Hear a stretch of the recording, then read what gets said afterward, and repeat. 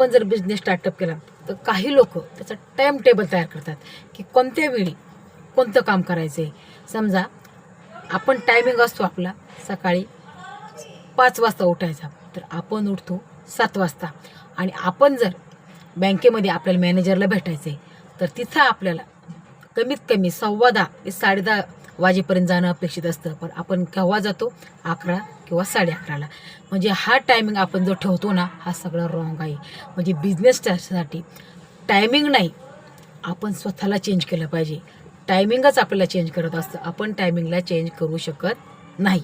म्हणून स्वतःसाठी timing table कधीही बनवायचा नाही आणि एकच टाईम ठेवायचा की मी सकाळी 4ला उठणार, माझं घरातलं सगळं उरकणार आणि कमीत कमी रोज 10 तास तरी माझ्या व्यवसायासाठी मी देणार. हा जर तुम्ही रूल पाळला ना, तुम्हाला कोणतेच रूल पाळायची गरज नाही आहे. बरोबर आहे की नाही? मग हे जर रूल तुम्ही पाळले ना तर नक्कीच तुम्ही यशस्वी होऊ शकता. आणि जीवनामध्ये एकच करा की आपला वाढदिवस येतोच ना, त्या वाढदिवसापर्यंत कमीत कमी 100 नाही तर 50 तरी पुस्तकं वाचा.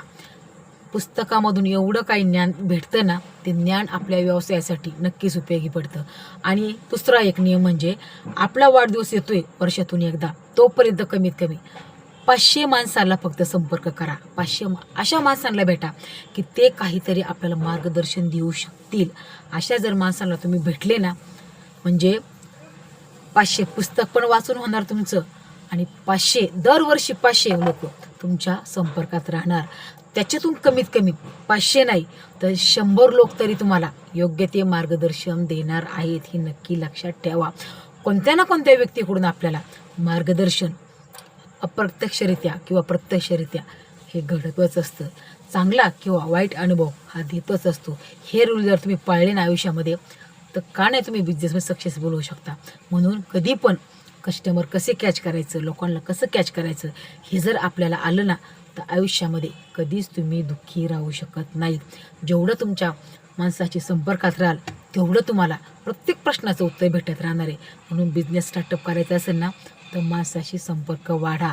जेवढा तुम्ही माणसाशी संपर्क वाढता त्यातून तुम्हाला काहीतरी नक्की शिकायला भेटेल.